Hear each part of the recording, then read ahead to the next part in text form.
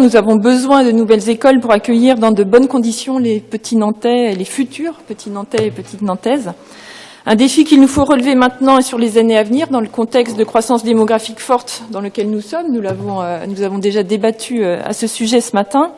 Et comme ma collègue Myriam Nel l'a rappelé également, en prenant en compte les enjeux de transition écologique, que ce soit à travers le bâti, effectivement, ou à travers la manière dont on construit les écoles et les enjeux d'économie circulaire.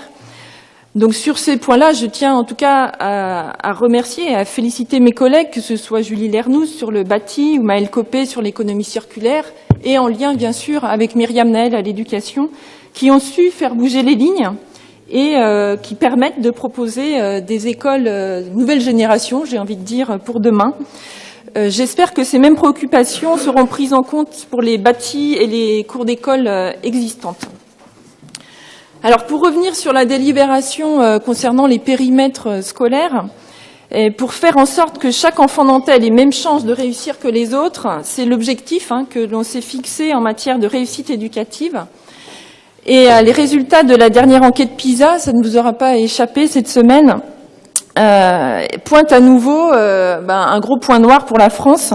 Les inégalités sociales restent fortes et concrètement, la France reste en tête des pays où la différence de résultats entre élèves de milieux aisés et ceux de milieux défavorisés est l'une des plus grandes.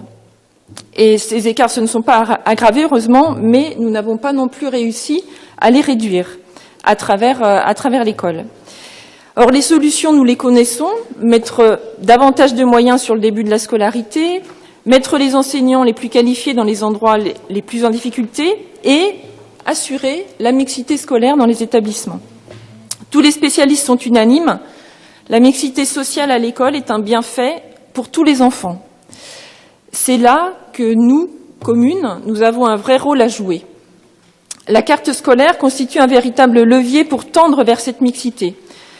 C'est là l'importance aussi d'associer les parents, de les rassurer sur le fait que fréquenter des enfants plus ou moins bons scolairement ne pénalise en rien les enfants qui réussissent mieux à l'école. Donc poursuivons, approfondissons ce travail sur la carte scolaire en associant les parents, comme cela a été fait, pour contribuer concrètement à cet enjeu de mixité. L'ouverture de nouvelles écoles et de nouvelles classes nous en donne pleinement l'occasion. Saisissons-nous de ces occasions. Tout le monde sera aussi gagnant si nous associons l'ensemble des acteurs de l'école dans la définition des nouveaux projets d'école. Enseignants, personnel, enfants, parents, etc. L'expérience en cours à l'école Ange-Guépin, confiée au collectif Groom, mérite d'être étendue à tous les nouveaux projets d'école. Nous nous félicitons que du temps supplémentaire ait été accordé pour cela, comme nous vous l'avions demandé en conseil municipal de juin. Il convient maintenant de prendre en compte le rendu de ce travail dans le suite de la démarche, et j'espère que vous y serez particulièrement vigilantes, chers collègues. Je profite de ces délibérations également pour évoquer l'école du quartier de Doulon-Gohard, qui fait l'objet qui sera vue dans la prochaine délibération.